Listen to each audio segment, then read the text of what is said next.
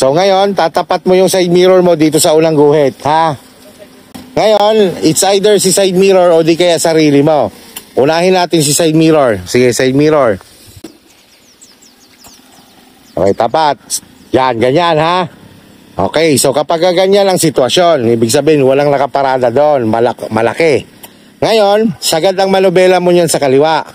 In the same time, Toy, kapag ikaw ay nasa actual na, huwag makalimot mag-signal at i-observe yung mga parating, ha?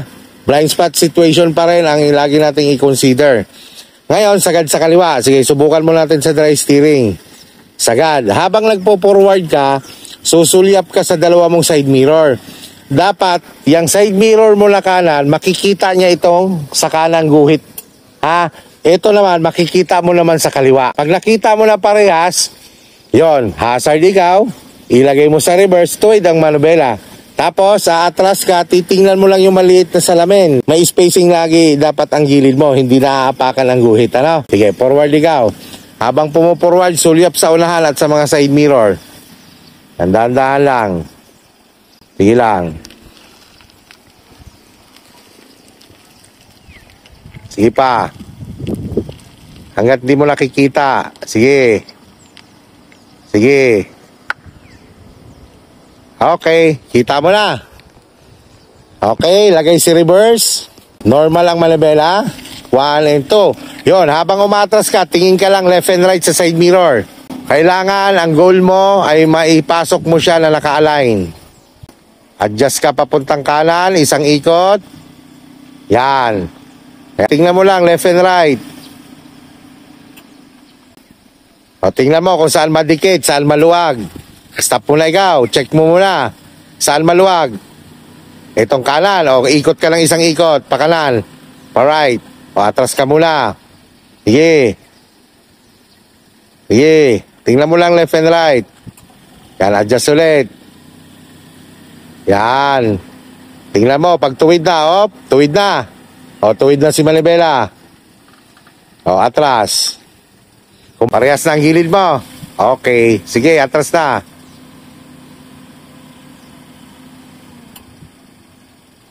Okay, stop. Kanina, di ba, ang ginawa natin sa unang guhit ay tumapat. Dahil nga, kunwari, maluwag yan. Ngayon naman, ito naman yung kadalasan na i-encounter natin sa mga SM.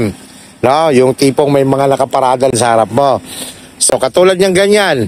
Ganyan lang distansya mo dito. Much better na ang itapat mo, ikaw. Sarili mo itapat mo dito. Sige, itapat mo sarili mo. Forward ka pa konti. Diretso lang ha. Tapat mo lang sarili mo dito sa akin.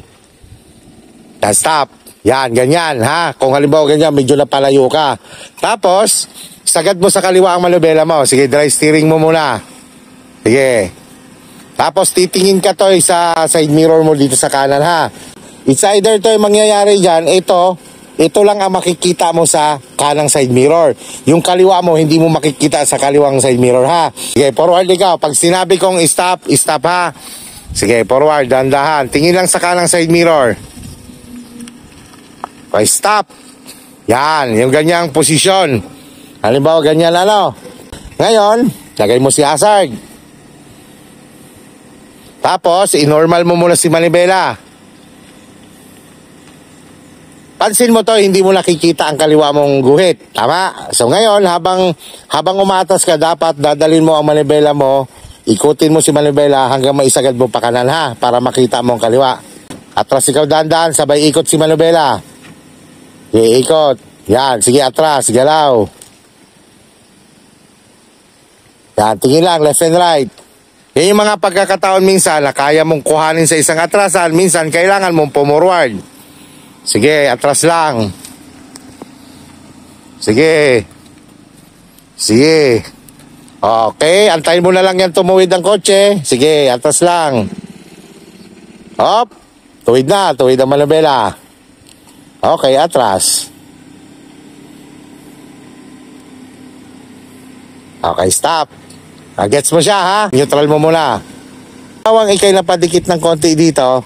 Yung sinasabi ko sa iyo, yung gulong ang tatapat sa guhit. Yung portion ng gulong sa likod ha.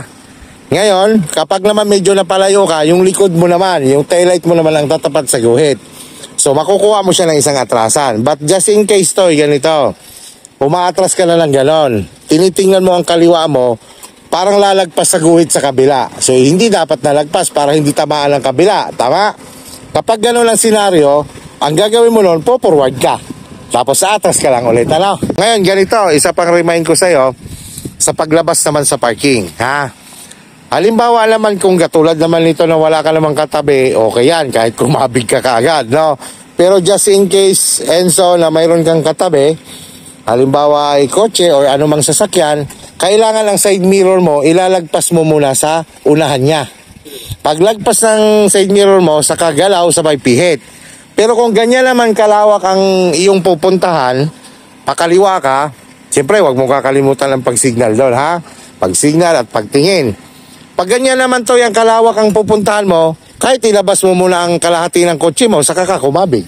Yan ang pinaka-safe, ano? Ito ay no sin parking na alangan. Ibig sabihin, halimbawa, ganyan ang posisyon mo. Ganyan yung distansya mo sa paparadahan mo pauna. Hindi mo yan kayang kuhanin ng isang birahan, no? Ganito diskarte niya. Ito yung paparadahan mo. Kasi kung maluwag ang pinanggalingan mo, dapat dito pa lang sa una. Itatapat mo lang side mirror mo, kaya mong kuhanin ng isa yan. Dahil ganyan ang posisyon mo, ito yung paparadahan mo, ang gagawin mo nun, tutumbukin mo muna to, kabilang parking. So, ang diskarte dyan, yung side mirror mo, itatapat mo muna dito. Sige, diretso mo na ikaw. Okay, tapat lang ha, yung side mirror. Stop. Yan, ngayon, sagad ka sa kaliwa, forward pa rin. Okay, forward. Ilang. Sige, forward. O, stop. Ang gawin mo naman, reverse. Sagad ka naman sa kanan. Tapos, syempre, tandaan mo lagi na kapag umaatras tayo, lalo na kung may nakaparal na sa likod, ang tingin likod, mga side mirror, no? Yan. Sige. Okay, stop. Yan, pasok ka na lang dito, di ba? Yan. Yan. Diretso Malabela. Okay, stop. Neutral.